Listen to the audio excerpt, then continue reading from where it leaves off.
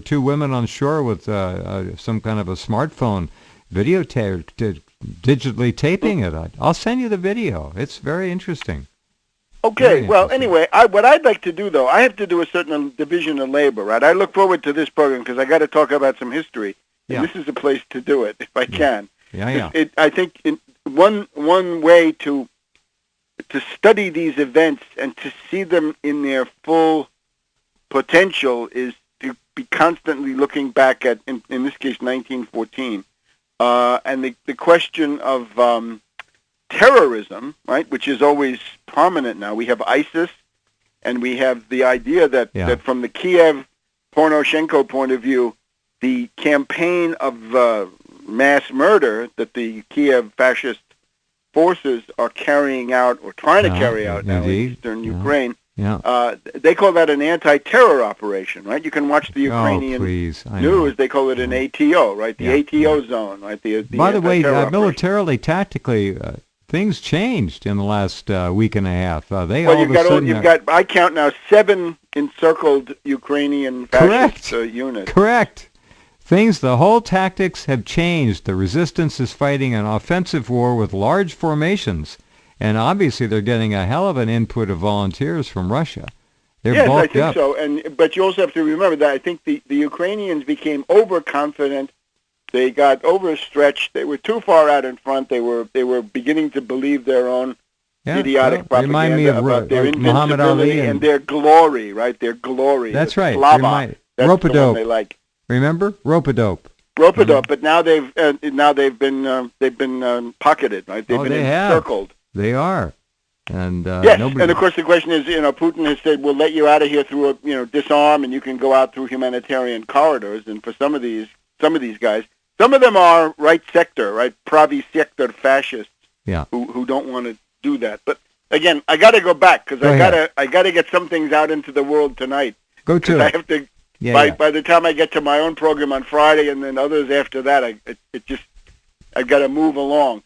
And because I have new things now. Remember, last month we talked about that new document that showed King George V of Britain had told the Foreign Secretary, Sir Edward Grey, in very early August 1914, the King says to the Foreign Secretary, Grey, you have got to find a reason. In other words, you've got to find a pretext to get Britain into the war against Germany.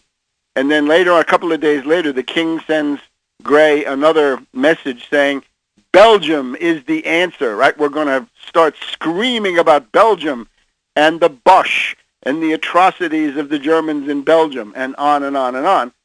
This, you look at these two guys who have allegedly been beheaded, and I say allegedly because you don't see that and you don't know it. These are very I would also point out those guys put themselves into a suicidal position because both of these people, as far as I can tell, were there to provide pro-terrorist propaganda. Both of them were there writing that the terrorist rebels of Syria were great and Assad was bad, and down with Assad, and long live the terrorist rebels of Syria, who one morning got up and said, well, thanks for your propaganda services, but now we're taking you hostage. They were intel operatives. We're not Nusra anymore. We're now ISIS, so we have no margin for guys like you, and now we're going to use you.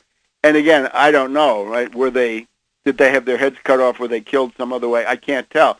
But the fact is, anybody who does that knows what they're risking. And this is not worth a war. This is not worth any kind of military operation. I would point out, although I'm not going to get hysterical about bombing a few of these ISIS characters, right? That's probably going to happen no matter what anybody does. But the thing is, it would be suicidal now to send back the Marines and so forth, precisely because you can deal with this in two ways, right? The one way is political and logistical. You put out an ultimatum that says, Turkey, you are a NATO member, right? This is now the big deal, right? Ukraine is not a NATO member. There's a big brouhaha in Eastern Europe, right? Some people are members of NATO, others are not. being in NATO is a whole lot different from being out of it. But this is a reciprocal obligation. It's not just what the U.S. owes them. They owe us.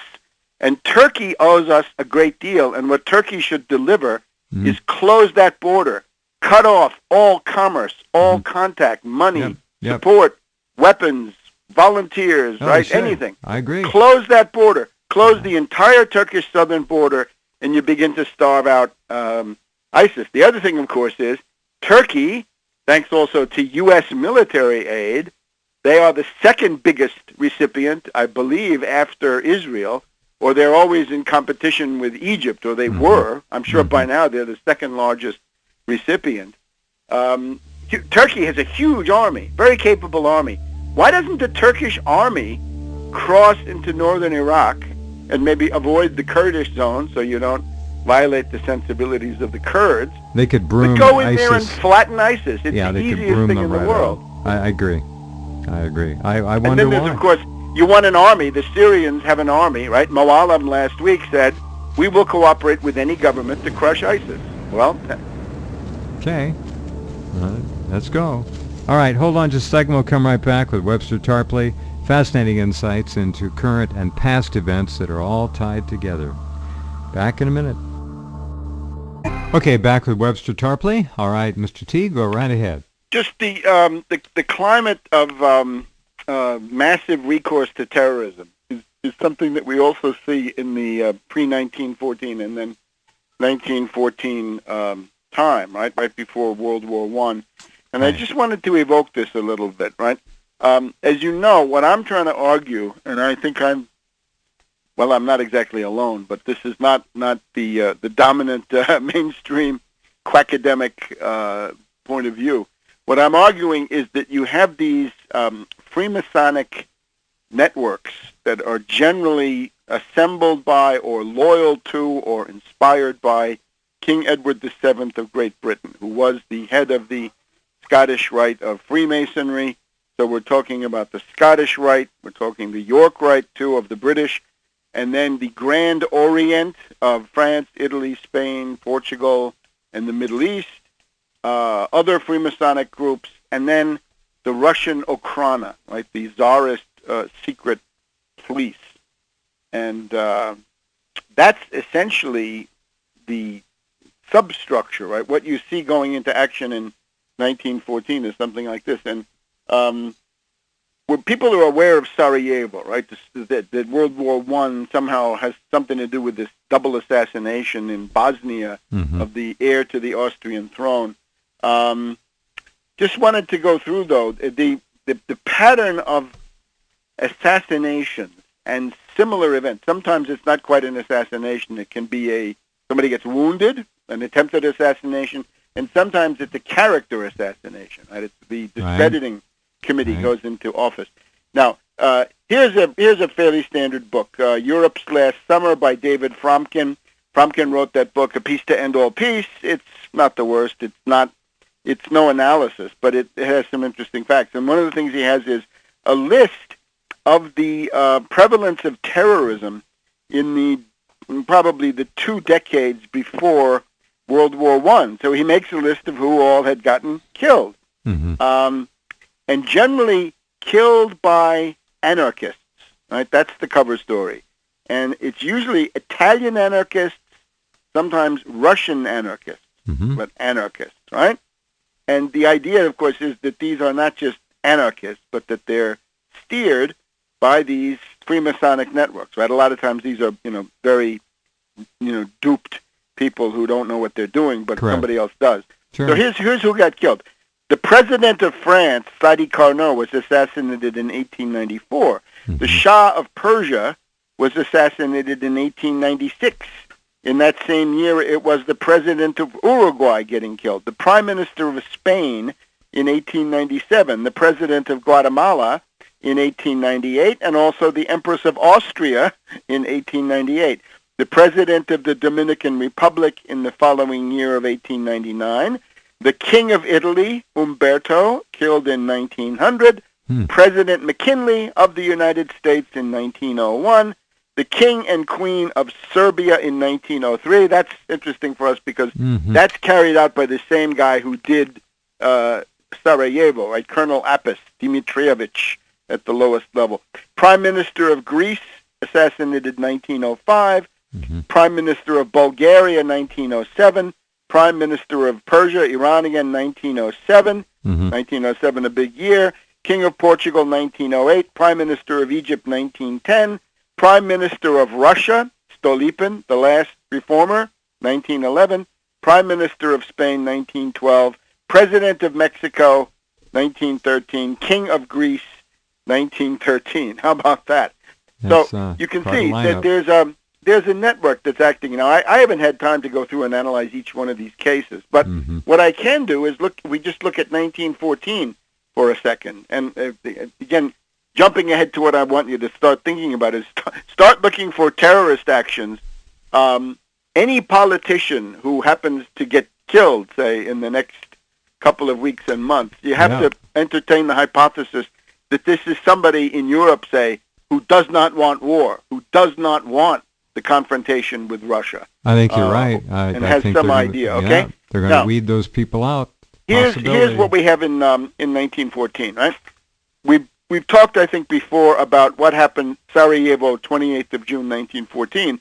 I just remind you that there were, as I think I did 2 months ago on your show, there were people in London waiting for the news, right? They kept saying, got any news from Sarajevo? Anything come in from Bosnia? We're waiting for big things. Have you seen the wires? And then if not, they'd be disappointed. There were also, according to some wartime reports I found from Austria, there were people in St. Petersburg, Russia, who were waiting for Franz Ferdinand and or his wife to get killed in the days leading up to June 28, 1914. Right? And that's perfectly possible because they were on a kind of a tour of the province, right? They could have been assassinated, right? They were actually in Sarajevo a day or two before they got killed, and they sort of came in incommunicado for shopping, right, on a non-official even back leg then, of the visit. the network of people who had inside information, the whispers, the confidentiality shared, that people knew that these things don't happen randomly, never. And of course, the likely suspect is the Russian Okhrana, right? That you've got this thing called the Black Hand, Unity or Death. This is Colonel Apis and company. You have the Black Hand, which is an extremist terrorist group. It exists within other sort of more blurred kinds of formations, but these real hardliners are from the Black Hand, Colonel Apis, and that's sort of a satellite of the Russian Okhrana, and the connections go through the Russian embassy. So in many ways, if you're an Austrian, you could look at that and say, well, the Russians have been, were a part of it. But now, here's the thing that I think people don't often hear, which I think I've assembled now up to a point. The other assassinations going on at the same time. And what you're going to find is that the people who tend to get killed in the summer of 1914 are people who are either against any war or they want their countries to be on the side of Germany and Austria, not Britain, France, and Russia.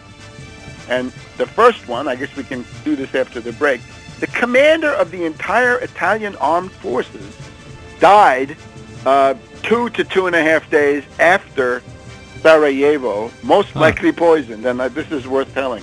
Coincidental stuff again, eh? All right, yes, those strange deaths, political deaths.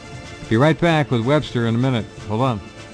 Okay, let's get right back to our conversation with Webster Griffin Tarpley. Always fascinating. Go ahead.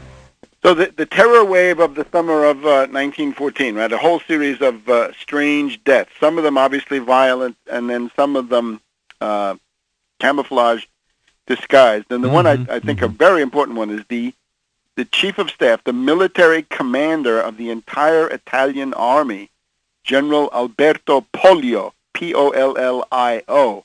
This is almost unknown here in the U.S., but he was the commander. He was at the same level as Moltke of Germany, or Joffre of France, or Hertzendorf, Konrad von Hertzendorf of Austria, or Pershing, I guess, of the U.S., right? This is a top military guy. and he died on essentially between the night of June 30th and the morning of July 1st, 1914. And here's the problem.